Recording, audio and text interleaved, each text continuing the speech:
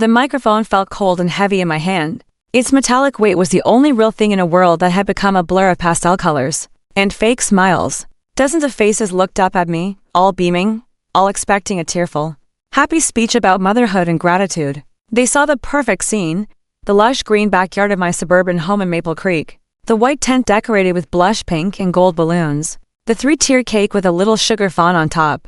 They saw Clara, the glowing mother-to-be, her hand resting on the swell of her belly, about to thank everyone for coming to her picture-perfect baby shower. They didn't see the tremor in my fingers.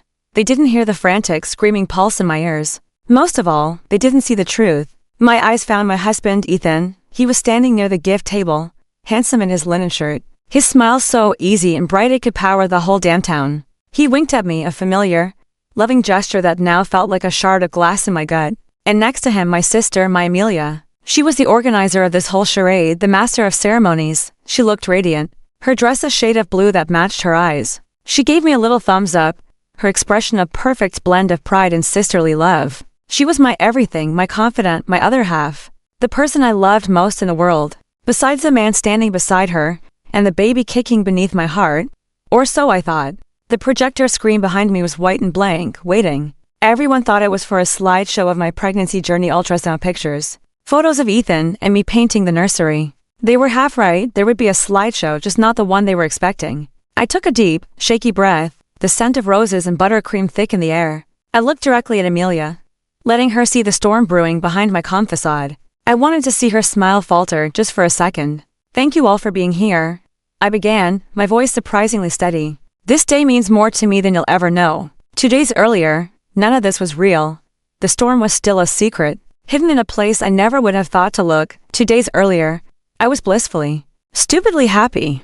The house was quiet, filled only with sunlight and the soft hum of the refrigerator. I was in the nursery, a room I'd spent months designing. The walls were a soft, neutral sage green. A beautiful, hand-carved wooden crib stood against one wall, a mobile of felted stars and clouds hanging above it. I ran my hand over the smooth, cool wood, a wave of pure, uncomplicated joy washing over me. After 3 years of trying, of heartbreaking negatives and quiet tears shed in this very house, it was finally happening. We were finally happening, a family. Ethan was at work, a top financial consultant in Chicago. He was brilliant, driven, and completely devoted to me, or so I believed. He called 3 times a day just to check in. How are you feeling? Did the baby kick? Do you need anything? His voice was always a warm comfort, a steady anchor in my life. He was the kind of husband my friends envied, the kind my mother, Carol, always boasted about. Ethan treats you like a queen. Clara, you're so lucky. I was lucky, I knew I was. Amelia had called me that morning, her voice bubbling with excitement. Clara, darling, I just confirmed the caterer for Saturday. Everything is going to be perfect, absolutely perfect. Are you excited? Beyond excited, Ames, I'd said, smiling. You didn't have to do all this. Of course, I did. You're my baby sister, and this is my first niece or nephew. I'm going to spoil this child rotten. You know that. We laughed, the easy, familiar sound of 2 sisters who shared everything. She was the successful one, the one who could command a room, who ran her own event planning business with flawless precision. I was a quieter one, the homebody, the interior architect who found peace and order and beauty. We were different, but we were inseparable. She was my rock. The happiness of that morning felt so solid, so unshakable. Later that afternoon, I started looking for our home insurance policy. We were thinking of getting a new roof before the baby came, and I needed to check our coverage. I remembered Ethan mentioning he put it in his briefcase after a meeting. His leather briefcase was in his home office, a room that, like the rest of our house, was a testament to our shared life. Photos of our wedding, of our travels to Italy and Thailand, lined the shelves. Everything was neat, organized, a life of clean lines and no hidden corners. I unclasped the brass buckles and lifted the lid. Inside were his laptop, a few folders with client names, and a stack of mail he must have picked up on his way home the day before. I sifted through it, looking for the large manila envelope from the insurance company. Bill. Junk mail, and then I saw it, a crisp, white business envelope. It didn't look like junk mail. The return address was a lab I'd never heard of, Precision Genetic Diagnostics, Inc. My first thought was a flicker of sweet, naive excitement, a surprise. Maybe he'd done some kind of fun, ancestral DNA test for us. A gift to show the baby where its family came from. He was always doing thoughtful things like that. Smiling to myself, I slid my finger under the flap. It wasn't sealed very well, and it opened easily. The first page was a cover letter, full of technical jargon. I scanned it quickly, my eyes searching for a clue. Then I saw the second page. It was the report itself. My smile faded. At the top of the page, there were 2 names listed under test participants. Participant A, Ethan Carter. My heart gave a little jolt. Okay, that was expected. But it was the second name that made the air freeze in my lungs. Participant B, Amelia Hayes. My sister, Amelia. Why would Ethan and Amelia be on a DNA report together? It made no sense. My mind scrambled, trying to find a logical explanation. A health screening, some kind of hereditary disease test they were doing for the baby. But we already done all of those together with my doctor. My eyes dropped lower down the page, past the charts of genetic markers and scientific explanations. I was looking for a summary, something simple, something I could understand. And then I found it, a single brutal sentence at the bottom of the page, printed in bold, unforgiving letters. Based on the analysis of the DNA markers, the probability of parentage is 99.9998%. I read it once, twice, a third time. The words swam before my eyes, refusing to connect into a coherent thought. Probability of parentage, Ethan, Amelia, 99.9%. The silence of the house was suddenly deafening. I felt the blood drain from my face, a cold, prickling sensation that started in my scalp and washed all the way down to my toes. I had to be misunderstanding. This was a mistake, a typo. They must have been testing if they were related in some distant, forgotten way. But the report was for parentage, a mother and a father. My hand started to shake, the paper rattling softly in the still air. I sank into Ethan's expensive leather office chair, my legs suddenly unable to support me. I stared at the photo on his desk. It was from our first anniversary. We were standing on a pier in Santa Monica. The sun setting behind us. We looked so young, so in love, so full of promise. It was a lie. All of it. Who was the child? Where was the child? My mind raced. A chaotic slideshow of memories flashing through my head. Amelia, always a little too affectionate with Ethan. A hand on his arm that lasted a second too long. Ethan, always praising Amelia, telling me how lucky I was to have a sister who cared so much. I had always seen it as a sign of a close, loving family. Now, I saw it through a dark, filthy new lens. Every laugh, every shared glance, every inside joke was now tainted, poisoned. How long had this been going on? Was it happening now? Or was it something from the past?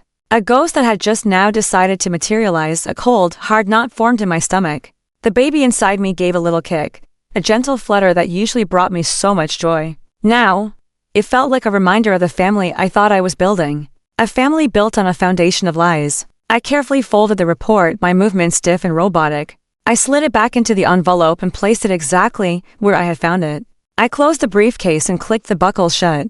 I walked out of the office, my hand trailing along the cool, smooth wall of the hallway, as if to make sure the house was still standing, that I was still real. I went back to the nursery. The soft green walls now felt sickly. The beautiful crib looked like a cage. The little felted stars seemed to mock me from above. This room was supposed to be a sanctuary, a haven of love and hope. Now, it was just a stage set for a tragedy. My phone buzzed on the changing table. It was a text from Amelia. A picture of the cake she had ordered for the party. A beautiful, 3-tier confection with delicate sugar flowers. The text read, "Isn't it gorgeous? Saturday is going to be the best day ever. I love you so much. Little sis, Zoxo." I stared at the screen, at the cheerful, loving words. I felt a wave of nausea so powerful I had to grip the edge of the crib to keep from falling. The best day ever. Oh, it would be a day to remember, all right, just not for the reasons she thought. That evening, when Ethan came home, he was his usual, charming self. He kissed me, his lips warm against my cheek. "Hey, beautiful," he said, his hand going straight to my belly. "How are my 2 favorite girls doing?" I forced a smile. It was the hardest thing I'd ever done. "We're good, just tired." "You rest," he said, his voice full of concern. "Let me handle dinner. You've been on your feet all day." He bustled around the kitchen, chopping vegetables, humming a little tune. He looked like the perfect husband. He sounded like the perfect husband. But he was a stranger, a monster hiding in plain sight. Every kind word he spoke was a lie. Every gentle touch was a betrayal. I watched him, my heart a cold, dead stone in my chest. He was moving through my house, my life, with the easy confidence of a man who thought he had gotten away with it. He had no idea that I knew. He and Amelia, they had no idea. They thought they were safe, protected by my love and my trust. They were planning a party to celebrate my baby, our baby. A celebration of the family they had secretly, cruelly destroyed. And in that moment, watching him slice an onion with tears welling in his eyes from the sting, a new feeling began to bubble up through the shock and the grief. It was cold and sharp and clear. It was rage, pure, unadulterated rage. I wasn't going to cry. I wasn't going to scream and throw things. I wasn't going to give them the satisfaction of watching me break, no. They had built this perfect stage. This beautiful party with all our friends and family as the audience. It would be a shame to let it go to waste. I would play my part. I would smile and accept their gifts and their congratulations. I would be the glowing, happy mother-to-be. And then, when the moment was just right, when everyone was watching, I would burn their world to the ground. Dictionary, Bay Elahi 1 from 2. The next 48 hours passed in a surreal haze. I moved through my life like an actress in a play, saying all the right lines, making all the right gestures, but feeling completely disconnected from my own body. The grief was a physical weight, a constant pressure behind my eyes and a hollowness in my chest. But the rage was my fuel. It was a fire in my belly that burned hotter and brighter with every passing hour. A righteous fury that gave me a strange, terrifying clarity. I focused on the plan.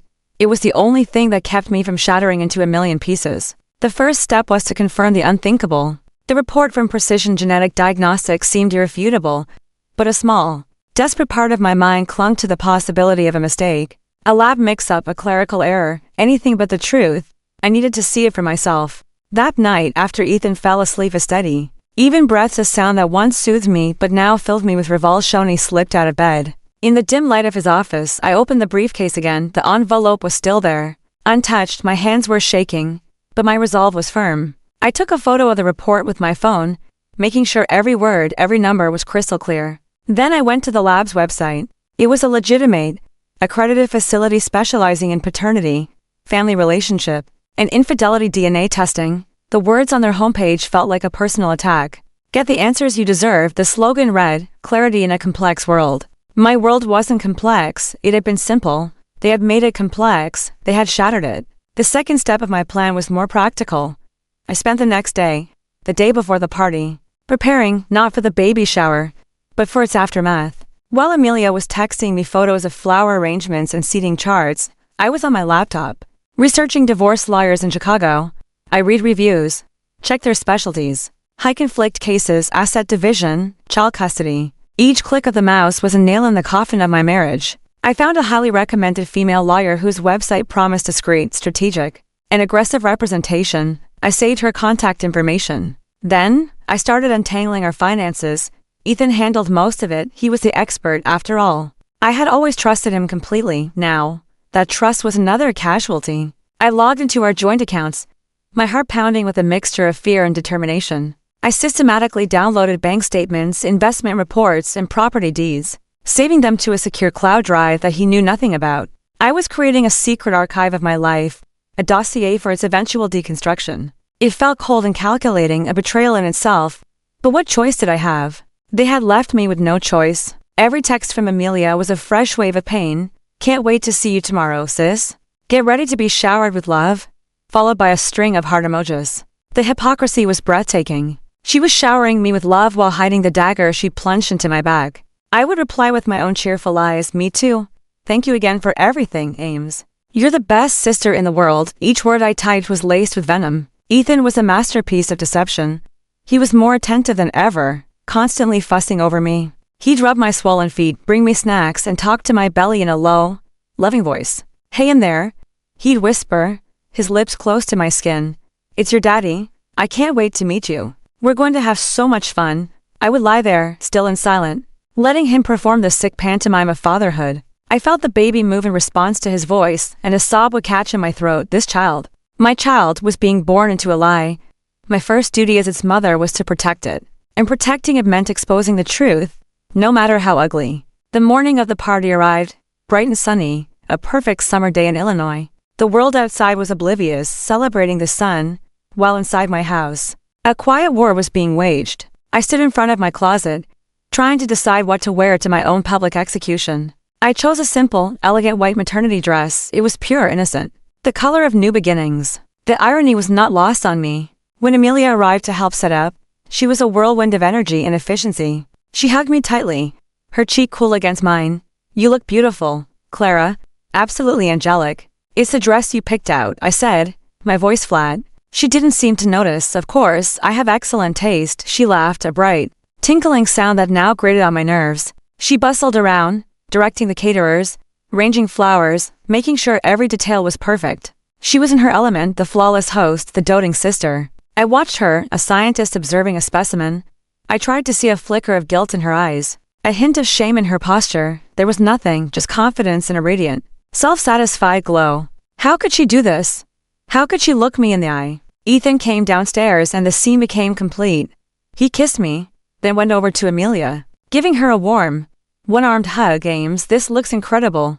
You've outdone yourself. Only the best for my little sister and my future niece, she said, beaming at him. They shared a look.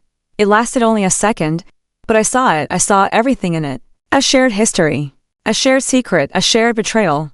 It was all there, hidden in plain sight, and I had been blind to it for years. Guests began to arrive, a parade of smiling faces. Friends, family, neighbors. My mother, Carol, was one of the first. She kissed me, her eyes misty. Oh, look at you two, she said, clasping my hand and Amelia's. My beautiful girls. I'm so proud of the bond you share. It's the most precious thing in the world. I felt a bitter laugh rise in my throat, but I swallowed it down. I just smiled, a hollow, brittle thing. The party was a flawless production, a testament to Amelia's skill. Music played softly from hidden speakers. Waiters circulated with trays of champagne and sparkling cider. Laughter echoed under the white tent. I sat in a large, comfortable wicker chair throne. Amelia had called a toss. People brought me gifts, their boxes wrapped in cheerful paper and tied with silk ribbons. They touched my belly and told me I was glowing. They said Ethan and I were the perfect couple. They told me how lucky I was to have a sister like Amelia. Each comment was another twist of the knife. I opened presents with trembling hands, tiny onesies, soft blankets, stuffed animals. With each gift, I said thank you, my voice a well-rehearsed recording. Inside, I was screaming. Ethan stayed by my side, a hand always on my back or on my shoulder. The protective, adoring husband. He and Amelia exchanged easy jokes, their rapport seamless. They were a team. It was so obvious now, I couldn't believe I had never seen it. They moved in sync, a perfectly choreographed dance of deceit. My friend Jessica, my one true friend, came and sat on the grass beside my chair. She had a sharp wit and a bullshit detector that was second to none. She looked at me, her brow furrowed with genuine concern. You okay, Clara? You seem a little distant. Just tired, I lied, managing a weak smile. It's a lot. Yeah, well, Amelia has a tendency to go over the top, she said, rolling her eyes playfully toward my sister. But her heart's in the right place. My smile faltered. Is it, though?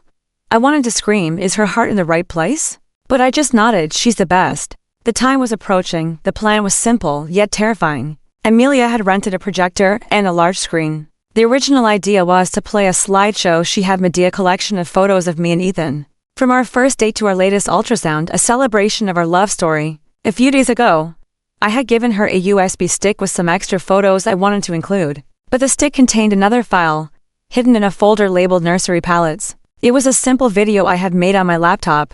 It wasn't fancy. It was just a black screen with white text. First, a photo of the DNA report would appear, then a few lines of text, simple, devastating. As the gift opening wound down, Amelia clapped her hands together, drawing everyone's attention. Okay, everyone, time for one last surprise. I've put together a little something to celebrate our favorite couple, and the journey to baby Carter. A murmur of happy anticipation went through the crowd. This was it. My heart was a frantic drum against my ribs. Ethan squeezed my shoulder, whispering in my ear, I wonder what she's cooked up. Amelia dimmed the lights under the tent and turned on the projector. The screen flickered to life. She clicked a button on the laptop connected to it, and the slideshow began. The first photo was of me and Ethan on our wedding day. Happy tears, confetti, pure joy. A lump formed in my throat. This was my life. The one I loved, the one they had stolen from me. Photo after photo flashed on the screen. Our honeymoon, our first Christmas. US painting the nursery walls that sickly sage green. The music was soft and sentimental. People were sighing, some dabbing their eyes. My mother was openly weeping with happiness. Ethan's arm was around me, holding me close. I could feel the warmth of his body, the steady beat of his heart against my back. It was all a lie. The slideshow ended with the most recent ultrasound picture, a grainy black and white image of a tiny, perfect profile. The words coming soon appeared on the screen. The crowd applauded. Wasn't that lovely? Amelia said, her voice thick with emotion. She wiped a tear from her eye. Okay, now I think it's time for the mother-to-be to say a few words. She walked over and handed me the wireless microphone. It felt cold and heavy in my hand. Just as I'd imagined, this was the moment, the point of no return. Ethan helped me to my feet. I stood before them all, the white screen glowing behind me like a halo. I looked out at the sea of expectant faces, my mother, my friends. And then my eyes landed on Ethan and Amelia, standing side by side, their faces masks of proud, loving support. Thank you, Amelia. I said into the microphone, my voice clear and loud. That was beautiful. I paused, letting the silence hang in the air. The journey to motherhood is full of surprises. You think you know what to expect, but life has a way of showing you things you never could have imagined. I turned my head slightly. Amelia, you didn't happen to check the other folder on that USB drive, did you? The one labeled nursery palettes? A flicker of confusion crossed her face. No. I just grabbed the photo folder. Why? No reason, I said, turning back to the audience. It's just I have one more little video I'd like to share. A last-minute addition. It's about family and about secrets. Before anyone could react, I reached over to the laptop and with a single, deliberate click of the mouse, opened the hidden file. The screen went black, the sentimental music cut out, plunging the tent into an abrupt, tense silence, and then the image I had photographed in Ethan's office filled the screen. The logo for Precision Genetic Diagnostics, the names, Ethan Carter and Amelia Hayes. And at the bottom, the damning conclusion, probability of parentage, 99.9998%. A collective gasp went through the crowd, a low, confused murmur started to ripple through our friends and family. I saw my mother's hand fly to her mouth, her eyes wide with disbelief. I turned and looked directly at Ethan. His face had gone chalk white. The charming smile was gone, replaced by a mask of pure, unadulterated horror. He stared at the screen, then at me, his mouth opening and closing silently, like a fish out of water. Then I turned to my sister, Amelia. Her radiant glow had vanished. She was frozen, her face a grotesque canvas of shock and dawning terror. Her perfect party, her perfect image was crumbling around her. I lifted the microphone to my lips, my hand perfectly steady now. The rage had burned away the fear. All that was left was cold, hard resolve. I looked at my sister, my voice ringing out in the dead silence. Amelia, I said, every word a perfectly polished stone of ice. Would you care to explain why your DNA is a match for my husband's child? The silence that followed my question was not empty. It was a physical thing. A heavy blanket that smothered all the air under the tent for a single, eternal second. No one moved, no one breathed. The image of the DNA report glowed on the screen behind me. A monstrous, undeniable testament to their sin. Amelia was the first to break. A choked, guttural sound escaped her throat, a sound of pure agony. The color drained from her face, leaving it a waxy, sallow yellow. Her perfect, confident posture crumbled. She swayed on her feet, her hand flying to her mouth as if to physically hold back a torrent of unspeakable words. Ethan reacted a split second later. His paralysis broke, replaced by a frantic, panicked energy. Clara, what are you doing? He hissed, his voice a low, urgent whisper that was somehow more terrifying than a shout. He took a step toward me, his hands outstretched, not in comfort, but as if to seize a microphone, to shut down the source of this public demolition. Turn it off. This is not the time or the place. This is a perfect place, I said, my voice echoing slightly, amplified and unnaturally calm. I didn't look at him. I kept my eyes locked on my sister.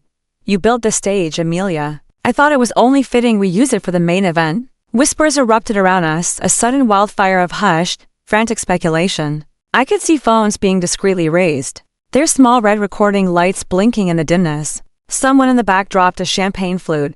The sharp shatter of glass cut through the murmuring. The caterers froze mid-step, trays of half-eaten canapes held aloft like offerings to a disaster. My mother, Carol, finally found her voice.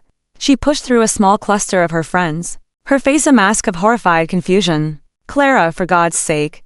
What is this? This is a joke, right? A sick, horrible joke. She looked from my face to the screen, then to Amelia, who was now openly sobbing, her body shaking with violent, silent tremors. Amelia, Ethan, say something. Tell her this is a mistake. But they couldn't. Their silence was the most damning confession of all. Ethan abandoned his attempt to control me and rushed to Amelia's side, grabbing her arm as she looked ready to collapse. Ames, come on, he muttered, trying to steer her away, out of the spotlight. No, I said, my voice ringing with an authority I didn't know I possessed. No one is going anywhere.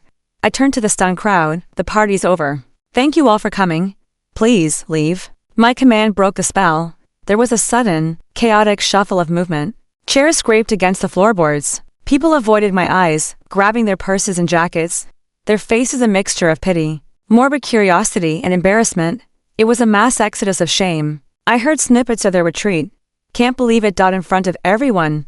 Her own sister. Each whispered phrase was a confirmation that my old life was officially over. It had died right here under this white tent in front of all these people. My friend Jessica was the last to leave. She didn't scurry away like the others. She walked straight up to me, her eyes full of a fierce, protective fire. She ignored Ethan and Amelia completely. She took my free hand, her grip firm and grounding. "I'm here," she whispered, her voice a lifeline in the wreckage. "I'm parked out front. When you're ready, you call me. Day or night.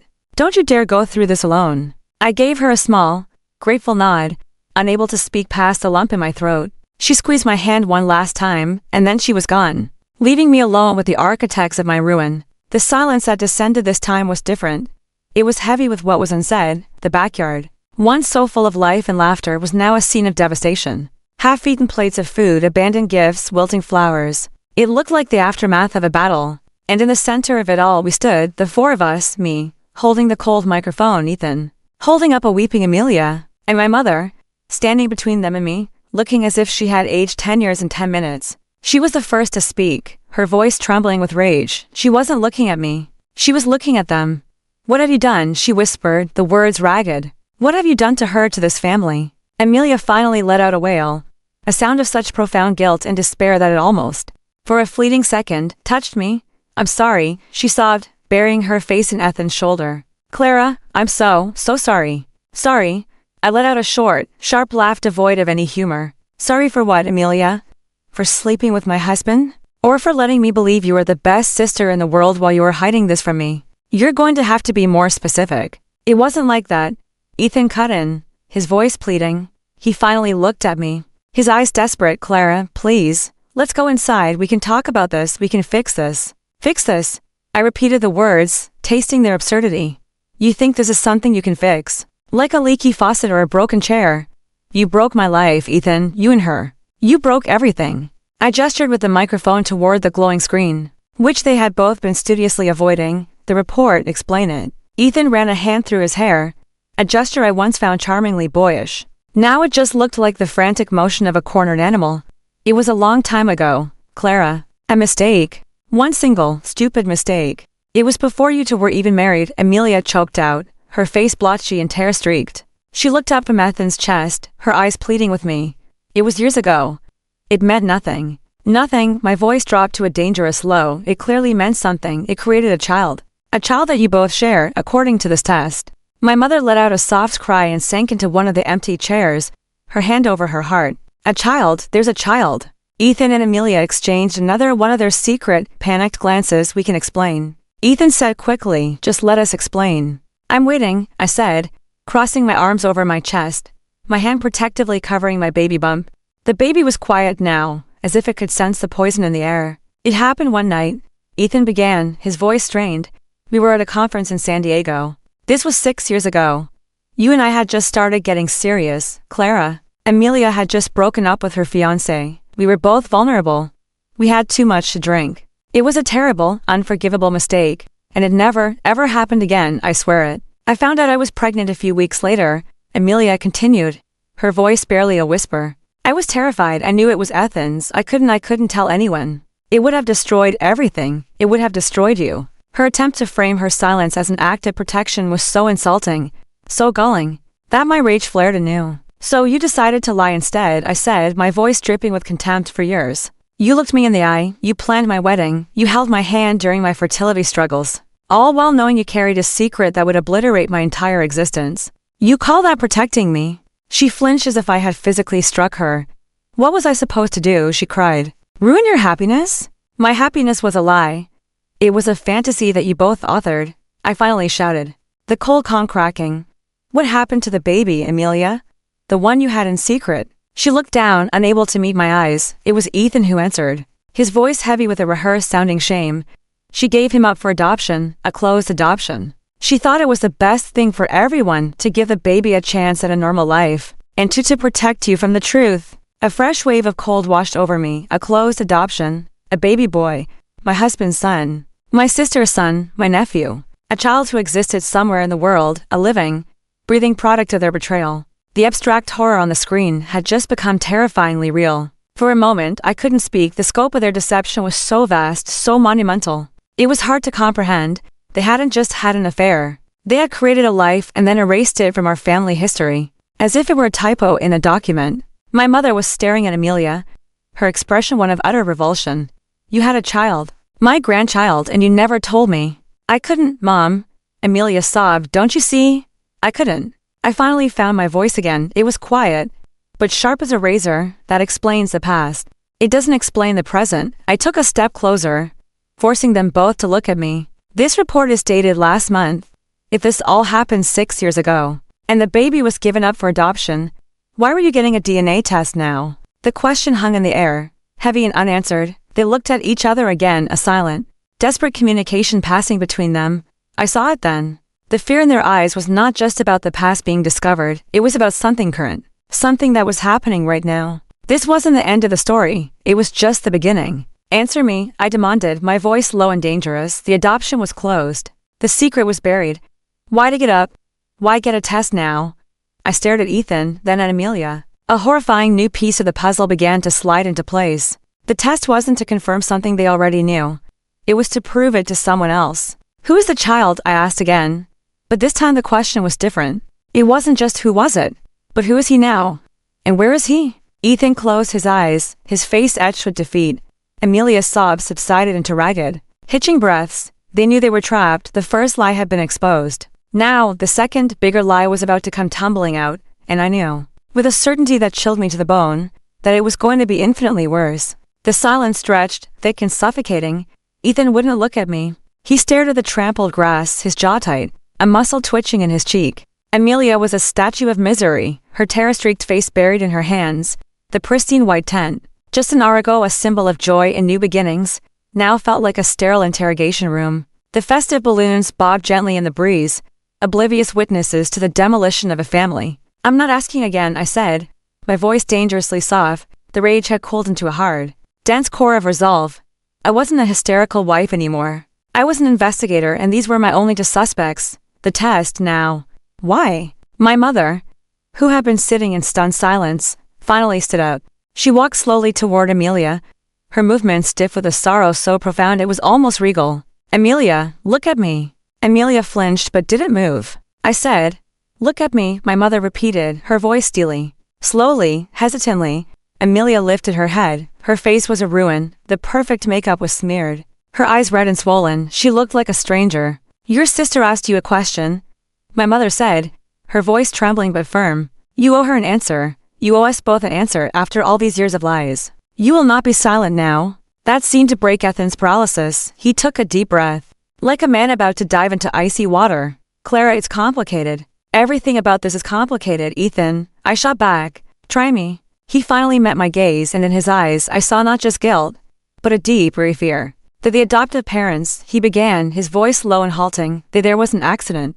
The words hung in the air, an accident, a cold dread, separate from my own personal pain, began to creep up my spine. This was about more than just us now. This was about the child. What kind of accident? I asked, my own voice hushed. A car crash, he said, the words coming out in a rush now.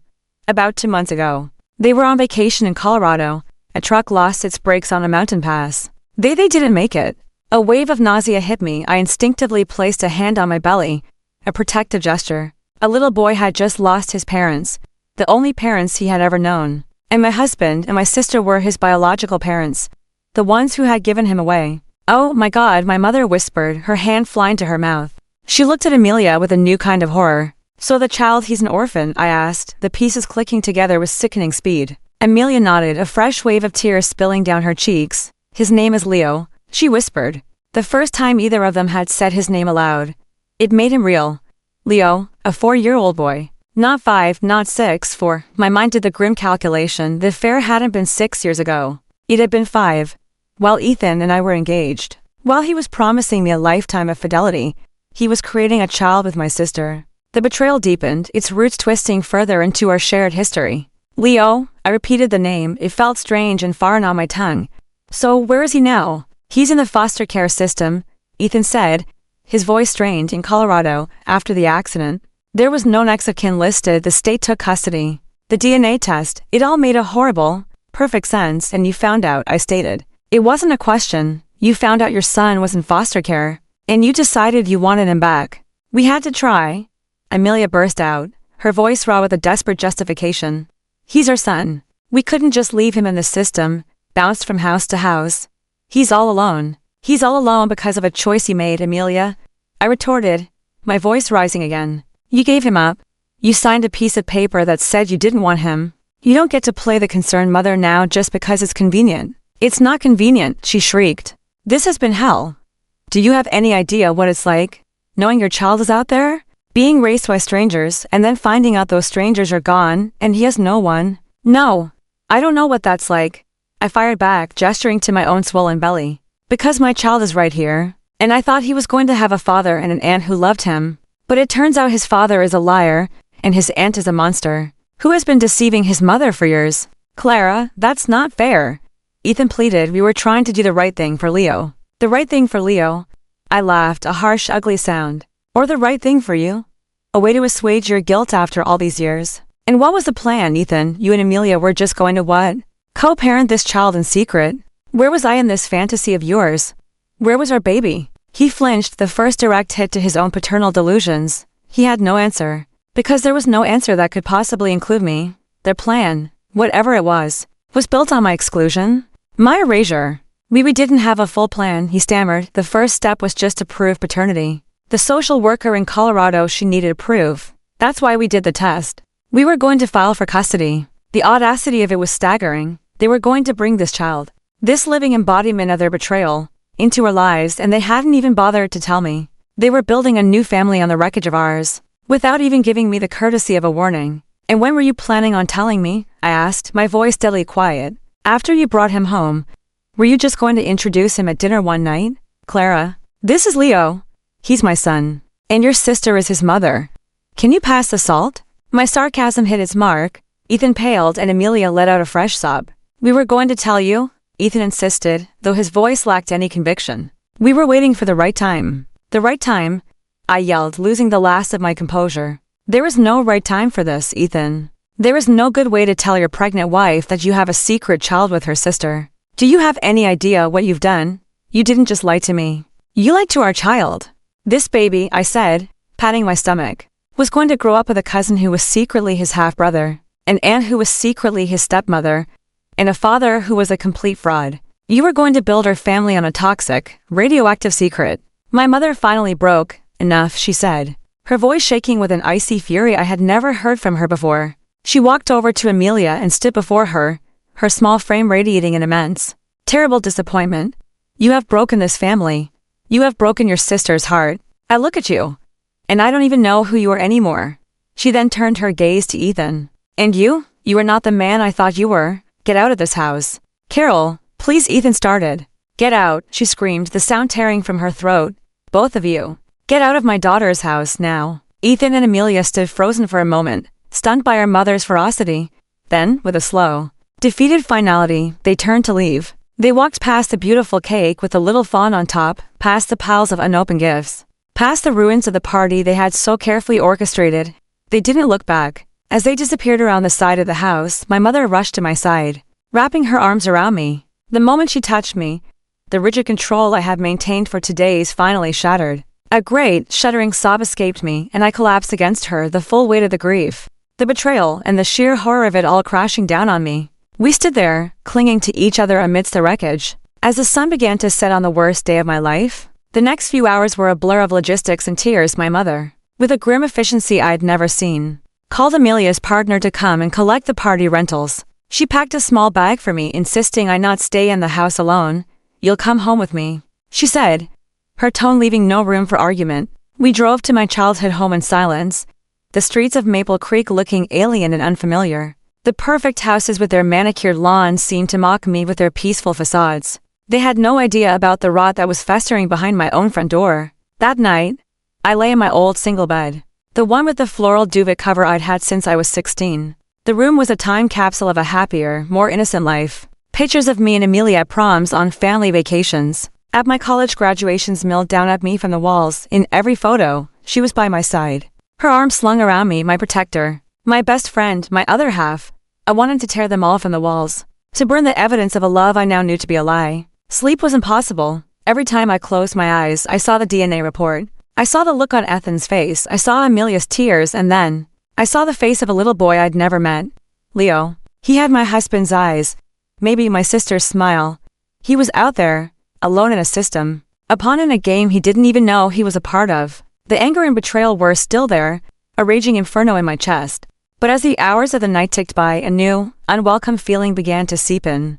A sliver of agonizing, complicated pity. Not for them, never for them, but for the boy. He was the truest victim in all of this. He had lost the only family he knew. And the biological parents who were now scrambling to claim him were the very people who had abandoned him in the first place. And he was my baby's brother. That single, inescapable fact echoed in the silent darkness of my childhood bedroom. My daughter knew, somehow, it was a girl would have a brother who was born from the worst betrayal imaginable. How could I ever explain this to her? How could she ever have a relationship with him, knowing the toxic ground from which it sprang? A decision began to form in the quiet chaos of my mind. It was a terrible, frightening idea. It went against every instinct for self-preservation that was screaming at me to run, to hide, to burn every bridge and never look back. But I was a mother now, and my responsibility wasn't just to the baby inside me, but to the truth. Ethan and Amelia had tried to control the narrative, to hide the truth to protect themselves. I had blown that up. But what happened next? What happened to Leo? I couldn't let them control that either. Their judgment was compromised, their motive selfish. I had to know. I had to see for myself what they were fighting for. I had to understand the reality of the boy they had hidden for so long. The next morning, I came downstairs to find my mother on the phone, her voice low and tense. She hung up as soon as she saw me. "That was your father," she said. "He's on his way over. We'll figure this out, Clara. We'll get you the best lawyer. We'll take him for everything he's worth." I nodded. "But my mind was elsewhere, Mom," I said, my voice hoarse from crying. "I need you to find something for me. I need the name of the social worker. The one in Colorado. The one handling Leo's case." My mother stared at me, her expression a mixture of confusion and alarm. "Clara, why? What are you thinking? This isn't your mess to clean up." "I know," I said, the words tasting like ash in my mouth. "But he's my husband's son. He's my baby's brother. I can't just pretend he doesn't exist. They don't get to be the only ones who decide his future." My mother stared at me, her face a battleground of conflicting emotions. I could see the fierce maternal instinct to protect me warring with the shock of my request. She wanted to wrap me in cotton wool to shield me from any more pain. But my decision, as insane as it sounded, came from that same maternal place. The thought of this little boy, Leo, being used as a pawn in Ethan and Amelia's desperate game of redemption felt fundamentally wrong. They had proven they couldn't be trusted to do the right thing. Their right thing was always, ultimately, about protecting themselves. "Clara? Honey, are you sure?" she asked, her voice gentle. "You don't have to do this. You have to think about yourself, about the baby." "I am thinking about the baby," I insisted, my hand resting on my stomach. "I'm thinking about the world she's going to be born into. I can't let her life be built on another secret, another ignored truth. I started this. I exposed a lie. I can't just walk away from the consequences." She saw the resolve in my eyes. My mother was a practical woman, but she understood conviction. She sighed, a deep, weary sound, and nodded. "All right, I'll make some calls. Your father has a friend who works for the state, maybe he can help." While she retreated to the other room, her voice a low murmur on the phone, I sat at the kitchen table, the same table where I'd done my homework as a child. The morning sun streamed in, illuminating dust motes dancing in the air. The house was quiet, a stark contrast to the storm raging inside me. I was operating on a strange, surreal autopilot. The grief was still there, a constant, dull ache beneath the surface. But on top of it was a layer of cold, hard purpose. This was the next logical step. I needed information, and I needed it from a source that wasn't Ethan or Amelia. An hour later, my mother returned with a piece of paper in her hand. "Her name is Maria Flores," she said, placing it on the table in front of me. "Boulder County Human Services. This is her direct line." I stared at the name and number. Maria Flores. A stranger who held a piece of my broken life in her hands. My heart began to pound. What would I even say? "Hello, my name is Clara Carter. My husband and my sister secretly had a child, and now I need to know what they're planning to do with him." It sounded like the plot of a trashy daytime soap opera. But I had to do it. I took my phone, my fingers feeling clumsy and numb, and retreated to my old bedroom. I closed the door, needing the privacy of those familiar walls. I took a deep breath and dialed the number. A calm, professional voice answered on the third ring. "Maria Flores." "Hello, Miss Flores. My name is Clara Carter," I began, my voice shakier than I wanted it to be. "I know this is going to sound unusual, but I'm calling about a case you may be handling. A little boy named Leo. There was a pause on the other end of the line. I could hear the faint clicking of a keyboard. I'm sorry, but due to privacy regulations, I can't discuss specific cases. I understand, I said quickly, my mind racing. But I believe the biological parents have been in contact with you. A man named Ethan Carter and a woman named Amelia Hayes. Another pause, this one longer. And what is your relationship to them, Mrs. Carter? Here it was, the moment of truth. I could lie, I suppose, or obfuscate.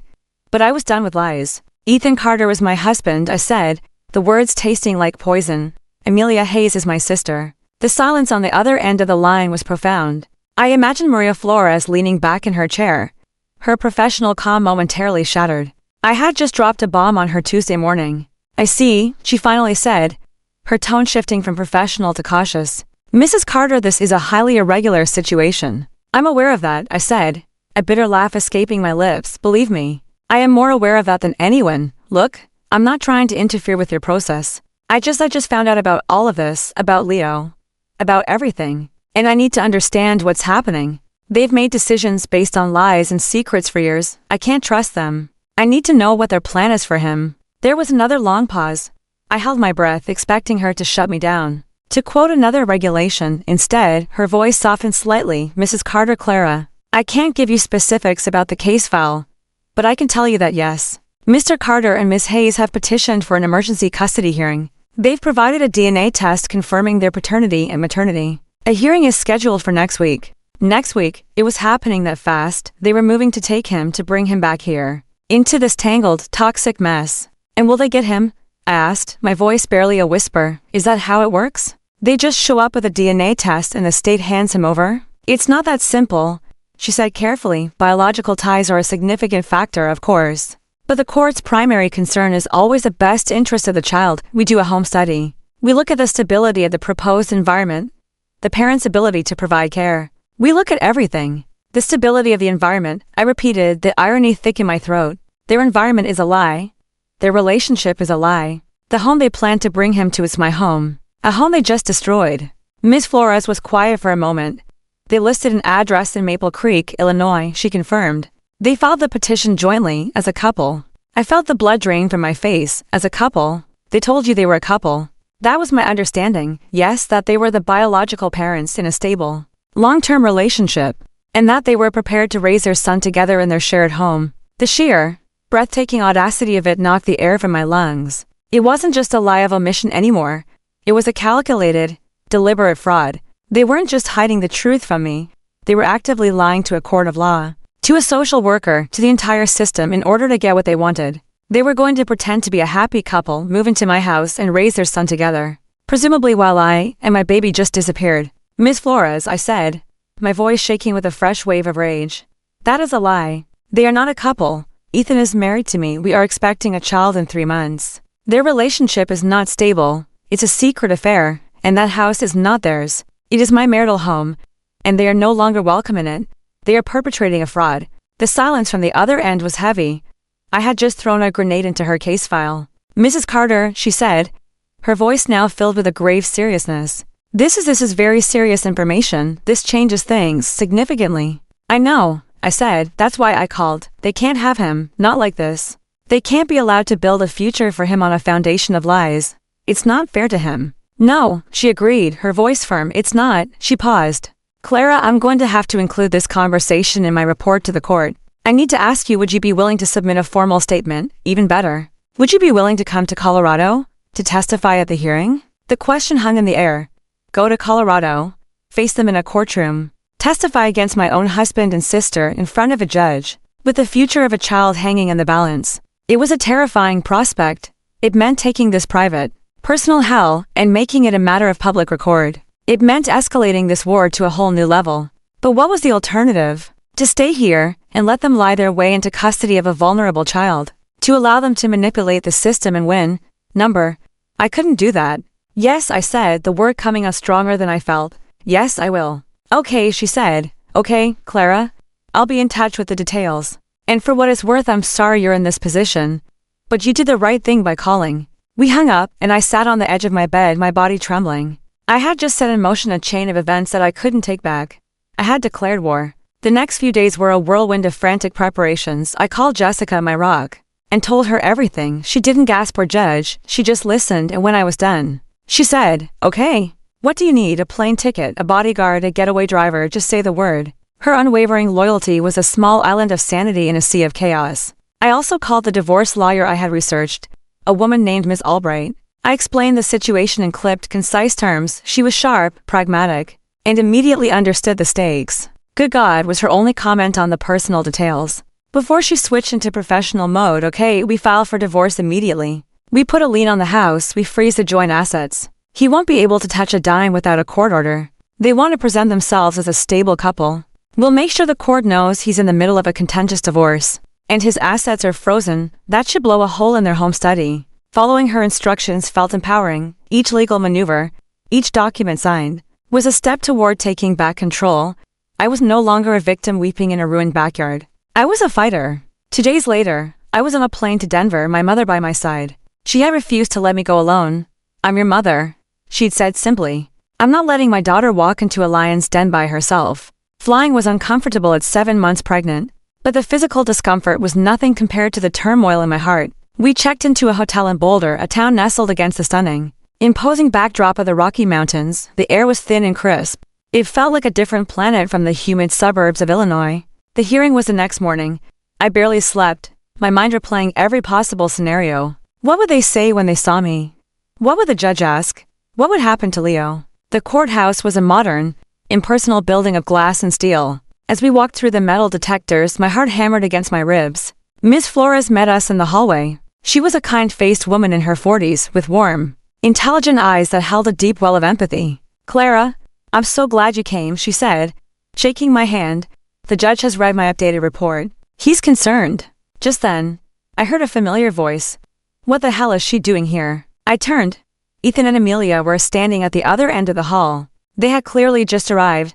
The sight of them sent a jolt of ice and fire through my veins. Ethan looked haggard, his suit rumpled. But Amelia looked different, the polished, confident woman was gone. In her place was someone who looked raw, exhausted, and utterly desperate. When her eyes met mine, I didn't see malice, I saw a bottomless, soul-crushing despair. Ethan strode toward us, his face a thundercloud of fury. "You have no right to be here, Clara. This has nothing to do with you." "It is everything to do with me," I said, my voice cold and even. "It has to do with the truth, something you just seem to have a problem with. You're trying to ruin this," Amelia cried, her voice cracking. "You're trying to take him away from us." "No," I said, looking from her to Ethan, "you're the ones who took him away. A long time ago. I'm just trying to make sure you don't ruin him, too." Before they could respond, a bailiff opened the courtroom door.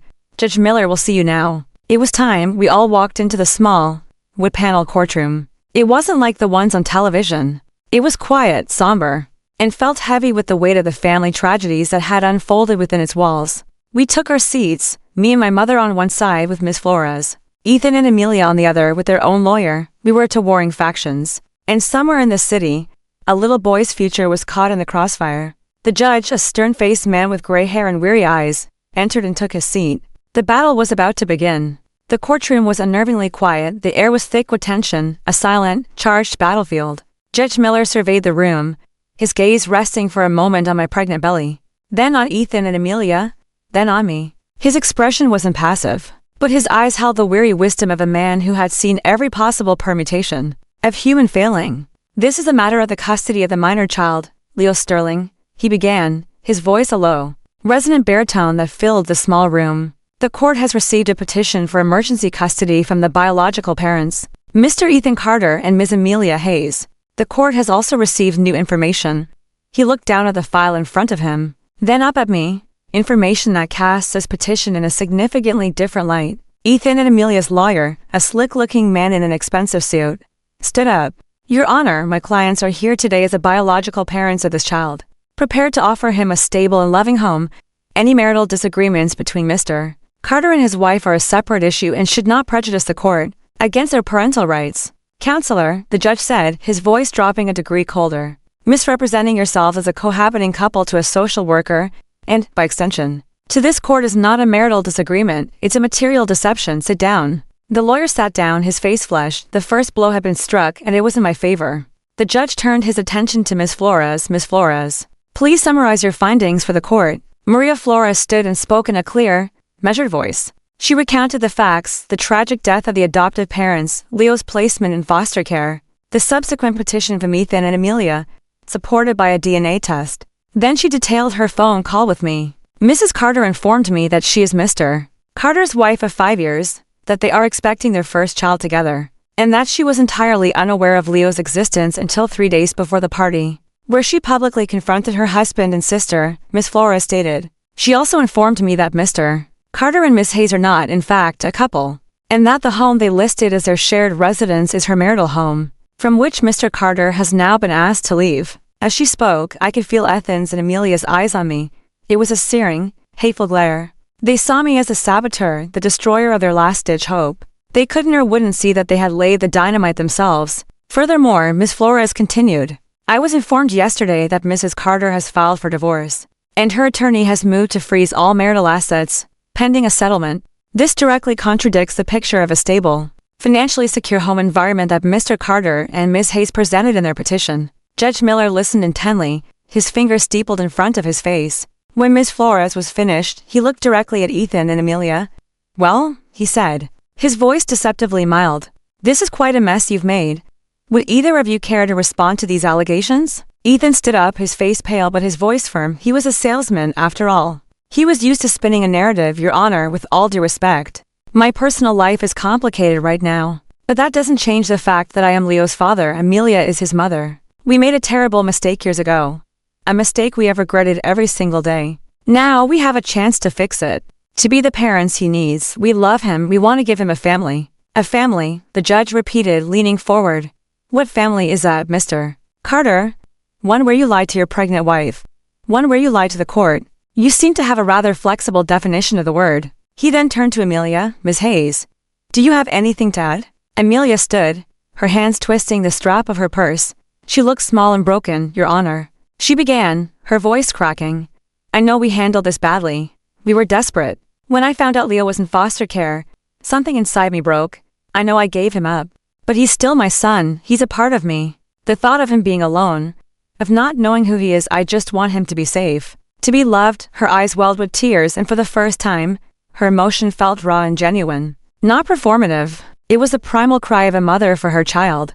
However complicated and fraught that connection was, a part of me, the part that was a soon-to-be mother myself, felt an unwelcome pang of empathy. But it was quickly extinguished by the memory of her years of lies. The judge was silent for a long moment, considering her words. Then his gaze fell on me. Mrs. Carter, you flew all the way here from Illinois.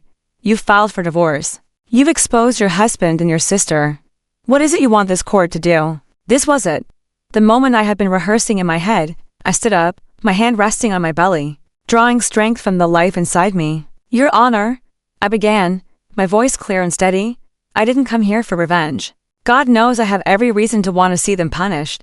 But this isn't about me, and it shouldn't be about what they want. This is about a 4-year-old boy who has just lost his entire world. The only parents he has ever known are gone. I took a breath, forcing myself to look at Ethan and Amelia. I believe they are telling the truth about one thing. I believe they regret what they did. And I believe they are desperate to make it right. But they are not fit to be his parents. Not right now. Their lives are in chaos. Their relationship is built on a toxic secret. And their plan for Leo's future was built on a deliberate lie to this court. They are not stable. They are not a safe harbor for a traumatized child. They are the storm. I turned back to the judge. Giving them custody now would be a disaster for Leo. He needs consistency, honesty, and stability above all else. They can offer him none of those things. So what do you propose, Mrs. Carter? The judge asked. That he remain in the foster care system indefinitely? The question was a test, and I knew, with a sudden, gut-wrenching certainty, what the answer had to be. It was an idea that had been a tiny, insane whisper in the back of my mind since the moment I'd heard about Leo. An idea so radical, so impossible, that I hadn't dared give it voice until now. No, Your Honor, I said, my heart pounding so hard I could hear it in my ears. I want to meet him. A confused silence fell over the room. Ethan and Amelia stared at me, their expressions of animosity shifting to ones of utter bewilderment. Meet him, the judge asked, raising an eyebrow. Yes, I said, the word gaining strength as I spoke it. I want to meet him. And if Miss Flores and this court will allow it, I want to offer him a home. The courtroom erupted. Ethan's lawyer shot to his feet. Objection, Your Honor. This is preposterous. Ethan was on his feet too, his face a mask of disbelief. Clara, Have you lost your mind? You can't be serious. Even my own mother looked at me with wide, shocked eyes. I am perfectly serious, I said, directing my words to the judge, ignoring the chaos around me. I know it sounds crazy, but think about it. The alternative is to leave him in the system, or to give him to people who have proven they are untrustworthy and unstable. I can offer him a stable home. I am financially secure, I will be, once the divorce is settled. My only complication is that I am about to have a baby, his half-sister. I let that sink in. If he comes to live with me, he can grow up with his sister. He can have that connection, and Ethan and Amelia, they can be in his life. Once they have sorted out their own mess, they can be his father and his aunt. They can have a relationship with him that is honest, not one built on lies. I can provide the stability. They can provide the biological connection, in a way that is healthy and transparent for the child. It's not perfect, it's messy and complicated, but it's honest. And I believe it's the best possible outcome for Leo out of a set of terrible options. Judge Miller stared at me, his face unreadable.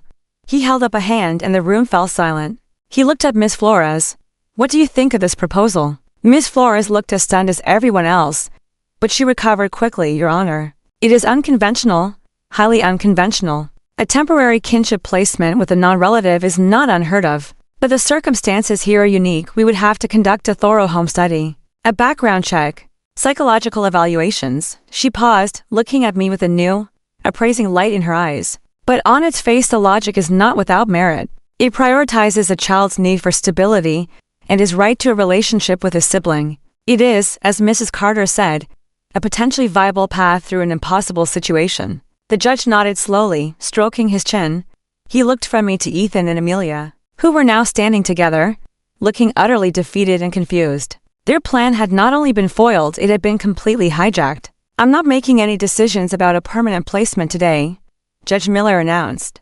The petition for emergency custody from Mr. Carter and Miss Hayes is denied. Their deception before this court is a serious matter, and it disqualifies them from consideration at this time. Amelia let out a soft cry, and Ethan put a hand on her arm, his own face ashen. However, the judge continued, his eyes finding mine again. Mrs. Carter's proposal is intriguing. Ms. Flores, I want you to arrange a supervised visit between Mrs. Carter and the child, Leo. As soon as possible, I want you to observe their interaction. And I want you to begin the preliminary steps for an emergency kinship foster placement evaluation for Mrs. Carter's home. We will reconvene in 30 days to review your findings. Until then, Leo will remain in the care of his current foster family. He banged his gavel. This hearing is adjourned. It was over.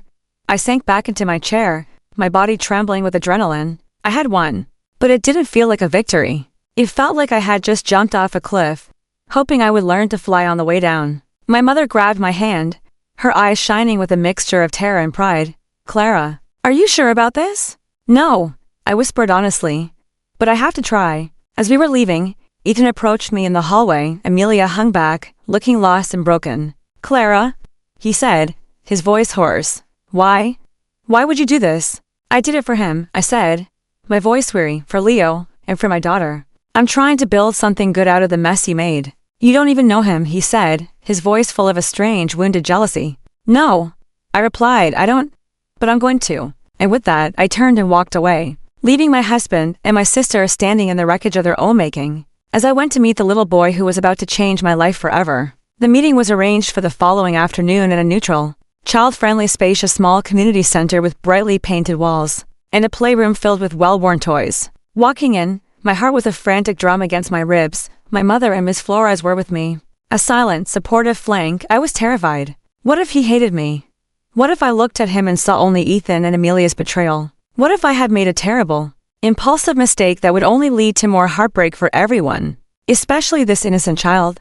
Miss Flores led me to a quiet room with a small table and 2 chairs. His current foster mother is bringing him, she explained in a low voice. She's a wonderful woman named Sandra. Leo's been with her for about a month. He's still very quiet, very withdrawn. The loss of his parents, it was a profound trauma. So please be patient with him. Don't expect too much. I nodded, my mouth too dry to speak. I sat down at the small table, my hands clenched in my lap under my swelling belly. The baby was kicking. As if sensing my anxiety, I waited. Each second stretched into an eternity. Then, the door opened, a kind-faced woman with warm, smiling eyes came in, holding the hand of a small boy.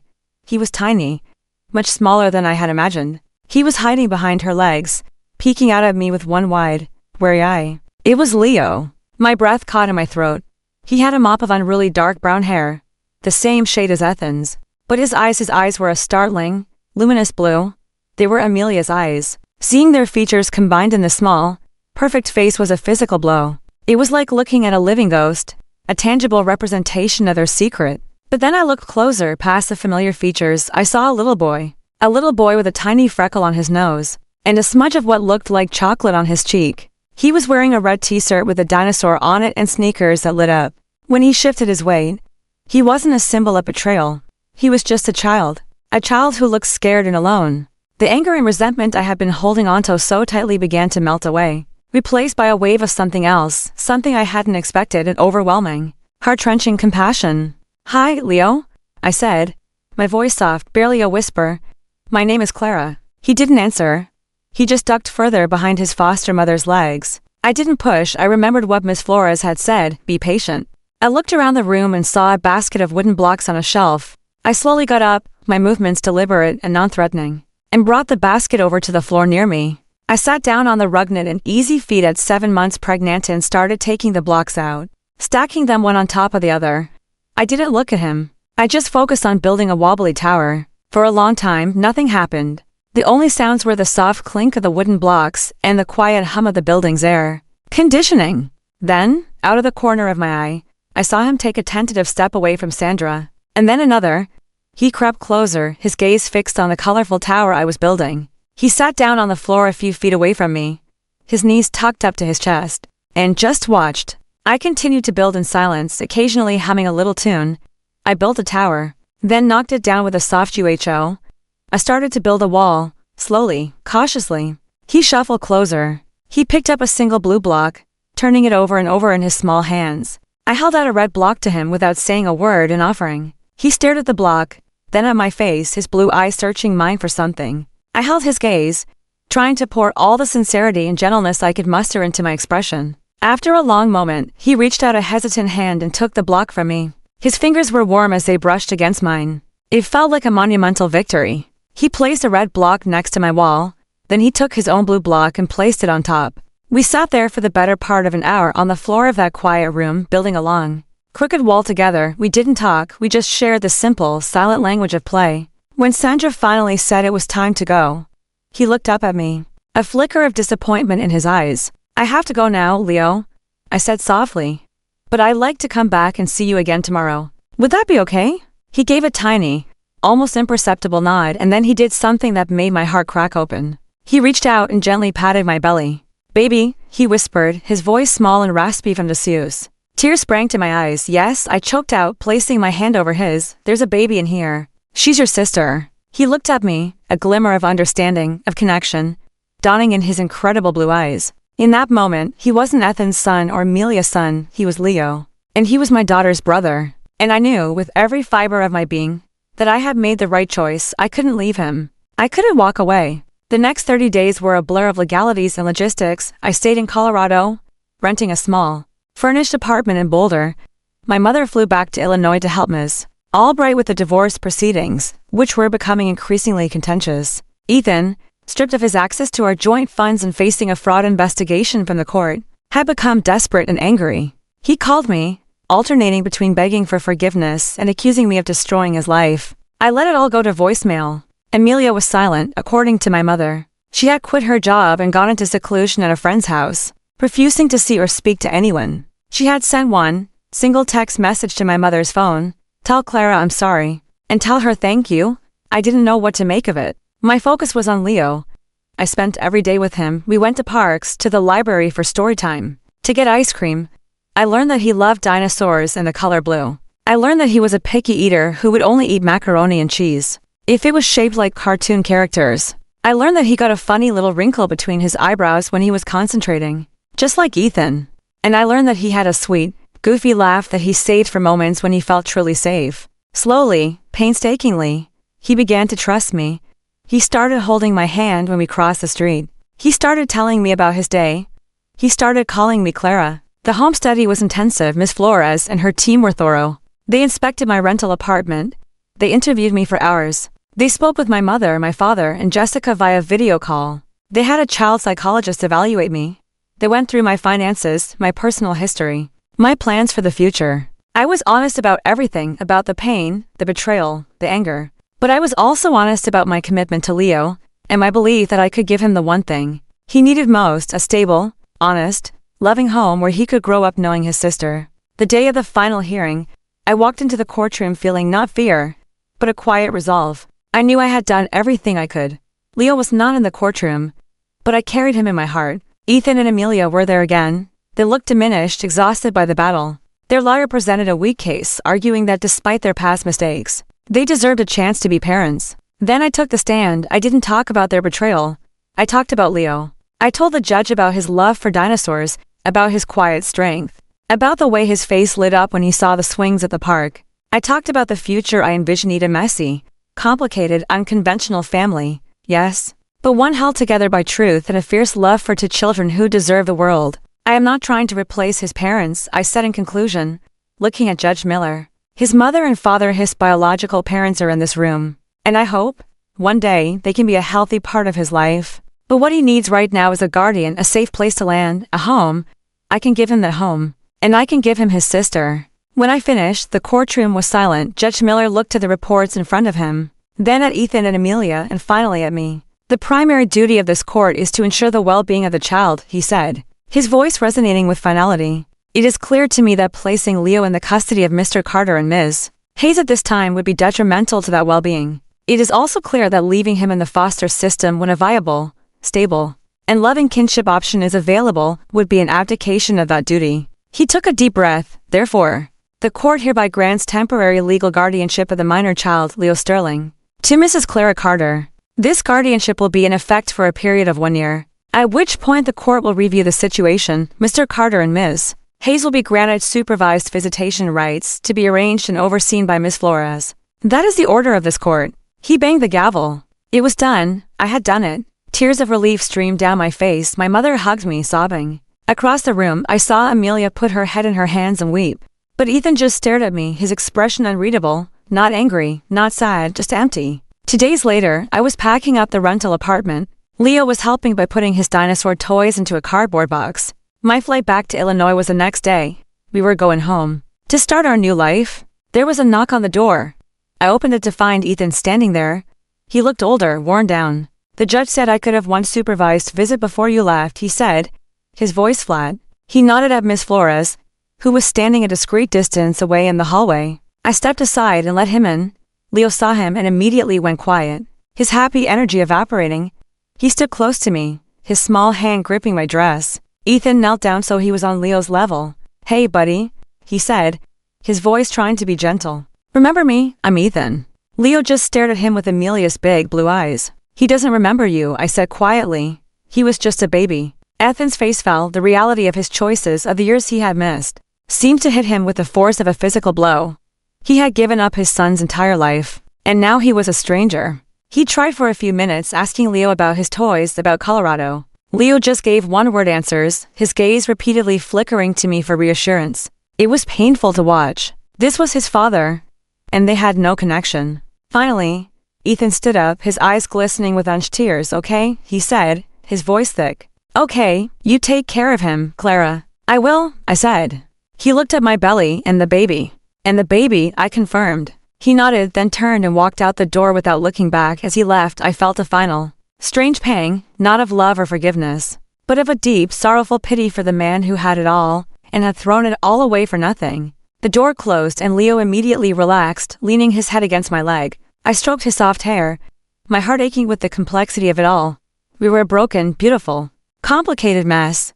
But we were a family and we were going home. Returning to Maple Creek was like stepping into a parallel universe. The town was the same. The house was the same.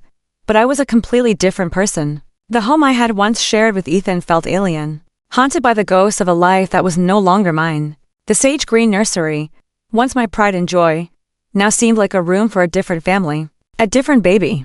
The first few weeks were a challenge. Leo was quiet and disoriented by the new surroundings. He missed Sandra, his foster mother, and the familiar comfort of his life in Colorado. There were nights he cried himself to sleep, and my heart broke for him.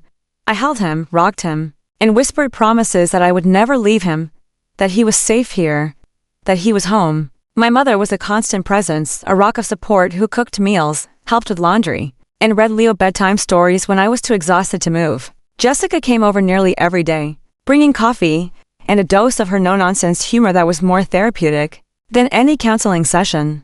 Slowly, Leo began to adjust. He discovered the joys of the big backyard, the thrill of the local library's dinosaur exhibit, and the simple comfort of having his own room, filled with toys and books that were just for him. He started calling my mother Nana, a name she accepted with teary-eyed gratitude. He and I developed our own routines, morning cartoons with pancakes, afternoon trips to the park, and a nightly ritual of reading 3 books before bed. He was a sweet, resilient little boy, and my love for him grew with a fierce, protective intensity that astounded me. My divorce from Ethan proceeded, a grim and bureaucratic affair handled mostly by Ms. Albright. He didn't fight me on the settlement. He agreed to give me the house and a significant portion of our assets. It wasn't an act of generosity. It was the weary resignation of a defeated man.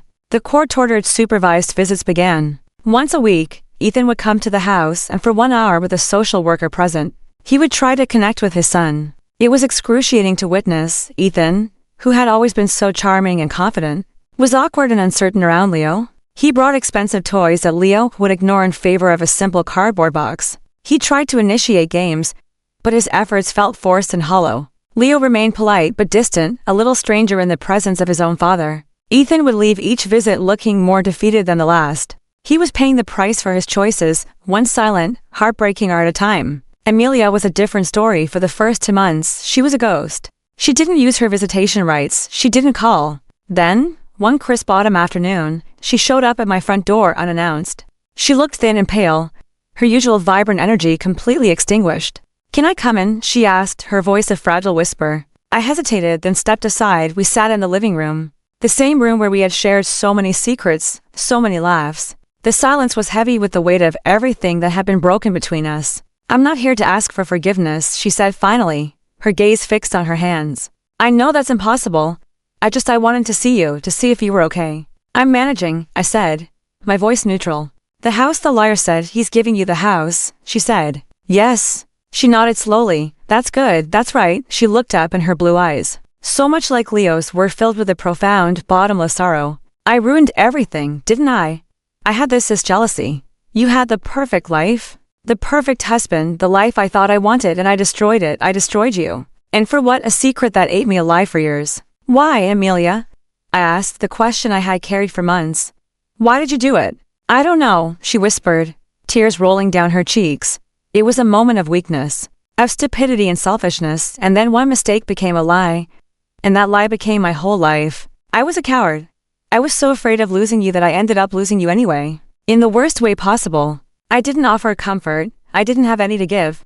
We just sat in the wreckage she had created. A few weeks later, my daughter was born. I named her Lily. She was perfect, with a full head of dark hair and my eyes. The moment they placed her in my arms, a new, fierce chapter of my life began. Holding her, I felt a love so pure and powerful it seemed to wash away some of the bitterness, leaving behind a clean, quiet space for healing. When I brought Lily home from the hospital, Leo was mesmerized. He would stand by her bassinet for hours, just watching her breathe. He would gently touch her tiny hand with his finger, his face a picture of "Ah, my sister." He would whisper to himself as if trying out the beautiful, impossible truth of it. That was when I knew, with absolute certainty, that I had done the right thing. My old dream of a perfect family was dead.